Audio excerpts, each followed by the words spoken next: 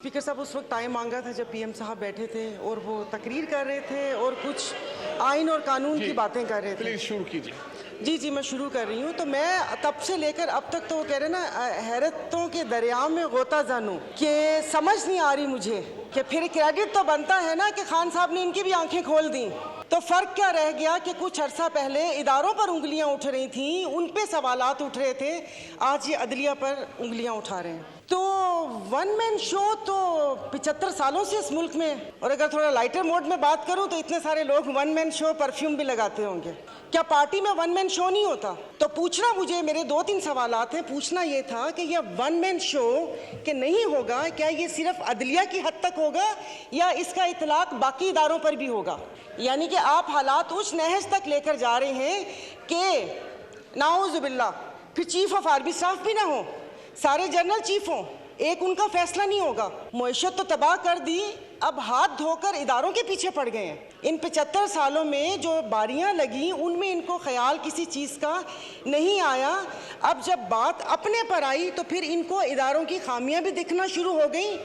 जो आवाम मर रही थी और जो इंसाफ का जो क्या कहते हैं कितने नंबर पर चला गया, कहाँ से कहाँ तक, तब ख्याल नहीं आया। लेकिन वो कहते हैं ना कि जब अपने पांव जले तो फिर इदारों के ऊपर आ गए। और उस वक्त से मुझे सिर्फ एक बात पूछनी है कि ये जो ऐवान है ये अवाम का ऐवान है या इनके मसाइल हल करने की जगह है? ये कल भी जब ये स्पीच हुई थी, आपने ज्वाइंट सेशन बुलाया था, मैंने कहा शायद इस बाबरकत महीने में जो अवाम सहर व अफ्तार की लज्जतों से महरूम है, उस महंगाई में पिस रही है, शायद उसकी बात होगी।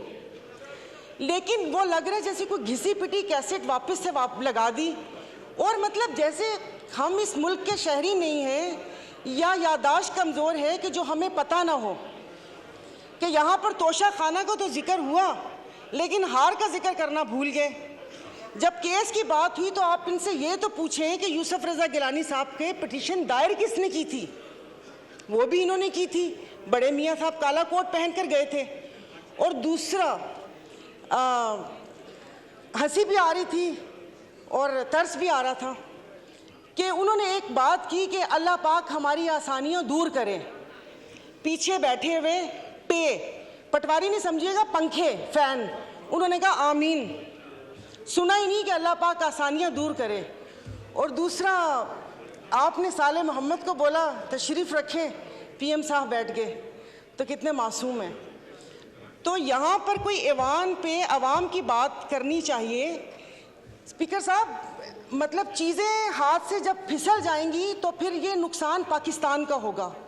यहाँ पर मेरे ये इस तरफ बैठे वालों को ये खौफ था, जिसका वक्तन फ़वक्तन इजहार भी किया गया कि वो आ गए तो इनको नहीं छोड़ेंगे।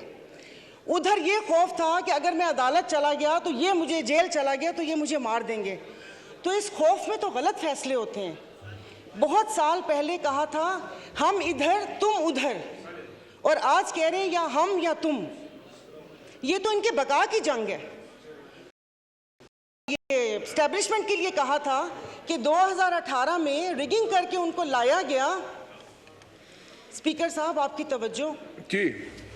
तो बकौल इनके कि वो मुसल्लत किया, तो फिर हम अपना लहू किन के हाथों पे तलाश करें? किन के हाथों में अपना लहू तलाश करें? मतलब जो लाने वाले थे इन्होंने छोड़ दिया उनको, यानी कि वो नेक्स्ट टाइम भी वो कोई ऐसी गलती करें और इस मुल्क के ऊपर ऐसी चीज़ें मुसल्लत हों तो इन्होंने छोड़ दिया। तो मेरे ख्याल में कि जो अगली बारी है वो दूसरे इदारे की है, और बाकी अगर यहाँ से वहाँ गए तो वहाँ पर भी उनकी ही मदद शामिल थी। मैं बोल रही हूँ, और अफसोस इस बात का है कि मैं अभी इफ्तार बनाकर आई थी, दागी फलों से तो कोई फ्रूट चाट भी नहीं बनाता, इन्होंने हुकूमत बना दी। तो इनकी किसी बात के ऊपर कोई बिल, कोई चीज़ हमारी मुखालफत है। मैं इस चीज़ को नहीं करूँगी, भले वो किसी की इज्जत और तकरीम का बिल आए या ये बिल आए। और दूसरी बात स्पीकर साहब, यहाँ पर असेंबली ही पूरी नहीं है, आपकी 228 की स्ट्रेंथ ही नहीं है, तो कानून साजी कैसे होगी?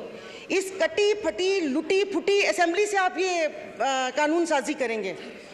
तो बाकी बस ये कि एक्सपंज बहुत सारी चीज़ें करने वाली थी जो नहीं हुई। ये पूरे के पूरी असेंबली को एक्सपंज कर देना चाहिए जो यहाँ पर बैठे हुए। तो मैं इसकी मुखालफत करती हूँ। मेरी प्लीज़ पूरी बात सुन लीजिएगा। मैं बहुत देर से बैठी हुई थी। ये सब लोग अपनी नींद वींद पूरी करके इफ्तार करके आए हैं। हम लोग यहाँ पर बैठे हुए थे अपनी बारी का इंतज़ार करने के। खुदारा कि उस पर ना वो करें। अब एक शेर बनता है डस्के पे, सुना दूंगी। तो वो देखिए, तो ये ना करें कि चीज़ें हमारे हाथ से फिसल जाएं। अदलिया हो या अफवाज पाकिस्तान हो, हमारे लिए मोहतरम है। जब यहाँ पर सवाल उठना शुरू हो जाएंगे, वो पंजाबी का शेर है ना कि जितना ते हारना दो अलग शैवा, ए दुखिया नाल साढ़े यक्के ते ना मारो, इन दुखियों से आप इक्के मार रहे हैं। तो ये जिस तरीके से यहाँ पर बैठे हैं ना, वो डस्के का बहुत लंबा शेर है। डस्के वाले नाराज हो जाएंगे कि जिनकी फितरत में हो डसना वो डस के रहते हैं। तो डस्के वाले नाराज हो गए थे। तो प्लीज़ उसे क्या कहते हैं, ये मैं अपनी मुस्लिम लीग फंक्शनल GDA की तरफ से मैं इसको जो कानून साजी आप कर रहे हैं, ज़ोर ज़बरदस्ती की धप्पा घोटाला 13 जमातों के साथ, उसको मैं अपोज करती हूँ। और खुदारा मुल्क को उस नहज पर ना लेकर जाएं जहाँ पर से वापसी नामुमकिन हो। सोशल मीडिया पे आपने इसराइल का हाल देख लिया होगा कि यहाँ पर खून और कश्त का बाजार गर्म ना करें।